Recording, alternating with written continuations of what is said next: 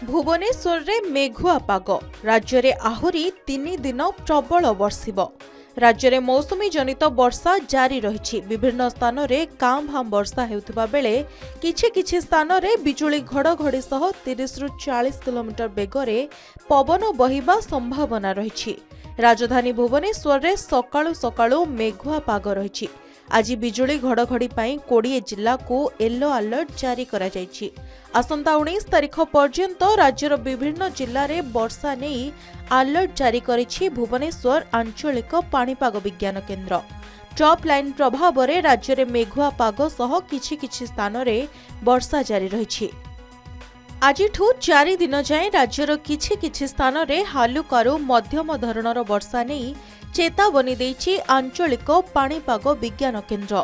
विशेषकर उत्तर और उपकूल ओडिशार किछि स्थान में वर्षा हेबार संभावना रही।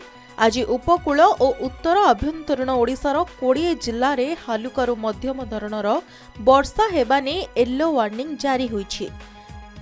आज गंजाम, गजपति, नयागढ़, खोर्धा, पुरी, जगतसिंहपुर, केन्द्रापड़ा, कटक, अनुगोल, ढेंकानाल, जाजपुर, भद्रक, बालेश्वर, मयूरभंज, केन्दुझर, सुंदरगढ़, देवगढ़, संबलपुर, झारसुगुड़ा और बरगढ़ जिल्ला रे प्रबल वर्षा सह बिजुली घड़घड़ी हेबार संभावना रही। एही समय रे 30 रु 40 किलोमीटर बेगरे पवन बहिबार संभावना थिबारु एही जिल्ला गुड़िकु येलो वार्निंग जारी होईछि।